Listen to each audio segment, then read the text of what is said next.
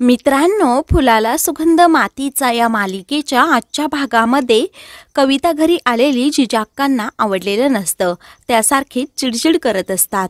तर कविता कीर्तीला मदत करण्यासाठी पुढे जात असते. त्यावेळी जिजाक्का लगेच तिला थांबवते. भिंगरीला सांगतात, भिंगरे की पाहुण्यांसाठी बर्फ घालून सरबत घेऊन ये, म्हणजे ते एका जागी बसतील आणि माझ्या सुनेला काम पण करून देतील. कविताचा खूप अपमान झालेला असतो. तिला खूप वाईट वाटत असतं. तेव्हा ती गुपचूप एका ठिकाणी जाऊन बसते. हा सर्व प्रकार पाहून विक्रम सोनालीला हळूच बोलतो. गोड बोलून सुरी कशी फिरवायची हे माझ्या जिजाक्काला चांगलंच समजतं. तर सोनाली लगेच नाक मुरडते. तेव्हा जिजाक्कांचा तांडव पाहून भाऊ शुभमला बोलतात की आता कलीचं अति होत चाललं आहे. ही दिलीपची मावस बहीण आहे, आपण त्याला काय करणार. तेव्हा जिजाक्का तनतन करतच पुढे निघू लागतात. त्या पाठोपाठ भाऊ येतात आणि जिजाक्कांना समजावू लागतात. जिजाक्का बोलतात, जर मला अगोदरच माहीत असलं की ती दिलीपची मावस बहीण होती, मी हे लग्न कधीच होऊ दिलं नसतं. भाऊ बोलतात, दिलीप मुलगा आपल्याला शोधूनही सापडला नसता. सभर कार्यक्रमामध्ये वाईट साईट काही बोलू नकोस. तेवढ्यात शुभम पण तेथे येतो आणि जिजाक्कांना समजावू लागतो. तो जिजाक्कांना समजावतो की तू या गोष्टीचा चांगला अर्थ पण घेऊ शकते. तू तिच्याकडे लक्ष द्यायचं नाही आणि तू आनंदी राहायचं. असा विचार करायचा की बरं झालं ती आपल्या घरात आली नाही, कारण कीर्तीसारखी मुलगी आपल्या घरात सून म्हणून आली, आपल्या घराचं गोकुळ केलं. असं म्हणून तो जान्हवीचा विचार करायला सांगतो आणि नकटू आता कायमची तिच्या नवऱ्याच्या घरी जाणार आहे आणि तू अशी चिडचिड करत बसली तर तिला काय वाटेल, असंही तो समजावत असतो. तेव्हा जिजाक्कांच्या डोक्यात प्रकाश पडतो. त्या बोलतात, मी जान्हवीसाठी तरी शांत राहणार आहे. जिजाक्का सांगतात, आता मी त्या कवितावरचा राग बाजूला ठेवेल, परंतु माझ्या सुनांनी काही चूक केली ना, मी त्यांच्यावर ओरडणार, तेवढा तरी हक्क मला आहे. तेव्हा दोघेही हसू लागतात. तर भाऊ हसतच बोलतात, मी पण माझ्या सुनांवर ओरडणार आहे. कीर्तीला चहा घेऊन यायला सांगेल, एमलीला सामोसे बनवायला सांगेल आणि सोनालीला, असं म्हणून ते थांबतात. तर जिजाक्का बोलतात, सोनालीला काहीच काम सांगायचं नाही. तिला काम सांगितलं ना, ती बोलते माझा काना रडतो आहे, मी तिकडे जाते. तेव्हा सर्वजण हसू लागतात. त्यानंतर कविता जिजाक्कांजवळ येते. जिजाक्का कुठेतरी चाललेले असतात. तेव्हा कविता जिजाक्कांना बोलते, दिलीपच्या आईचा कॉल आला आहे, त्यांना तुमच्याबरोबर महत्त्वाचं बोलायचं आहे. तेव्हा जिजाक्का तिच्याकडे न पाहता तिच्याकडून फोन घेतात.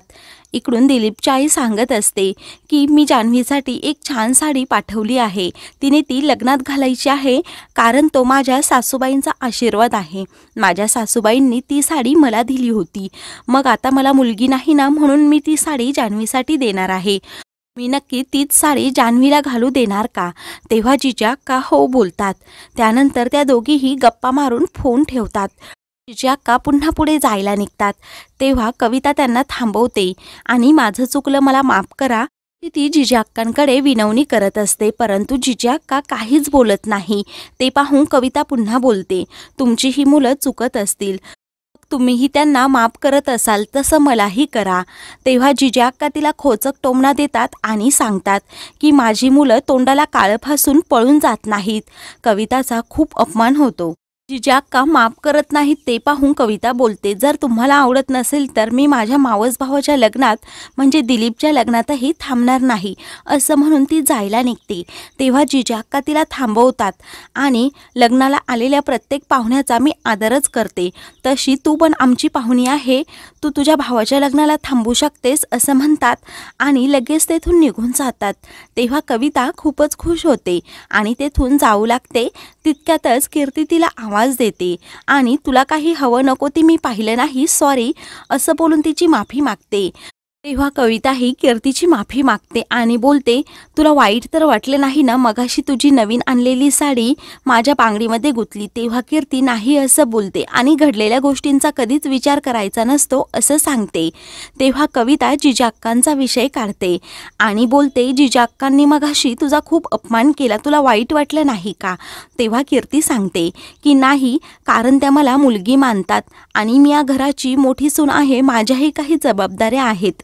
तेव्हा कविता बोलते, तू IPS ऑफिसर होणार आहे, बाहेरच्या जगात वावरणार आहेस आणि असा घरी तुझा अपमान होतो, हे तुला कसं चालतं. तेव्हा कीर्ती तिला छान प्रकारे समजावून सांगते. तर कविताला खूप आश्चर्य वाटतं. त्यानंतर दिलीपच्या आईने जान्हवीसाठी लग्नाचं गिफ्ट म्हणून खूप काही वस्तू पाठवलेल्या असतात. त्यांच्यावर एक कापड पण टाकलेलं असतं. तेव्हा शेजारील सर्व बायका त्या वस्तू पाहण्यासाठी तेथे येतात आणि तर्कवितर्क लावत असतात. यामध्ये फक्त गजरे आणि फुले असतील किंवा एखादी साडी असेल. तेव्हा सोनालीची आई पण खूप टोमणे मारत असते. बाकी सर्वजण मात्र खूपच शांत असतात. त्यानंतर सर्वांचे टोमणे ऐकून झाल्यावर जिजा अक्का भिंगरीला बोलतात, भिंगरी, जरा याच्यावरचं कापड काढतेस का? वेळी भिंगरी त्या सामानावरचं कापड काढते. तर जान्हवीच्या सासूने खूप काही दागिने, चप्पल, साडी आणि मिठाई पाठवलेली असते. ते पाहून सर्वजण तोंडातच बोटं घालतात, कारण खूप दागिने त्यांनी पाठवलेले असतात. जान्हवी तर खूपच खुश होते. सर्वजण बोलतात की जान्हवीची सासू तर खूपच भारी आहे आणि पोरीने नशीबच काढलं.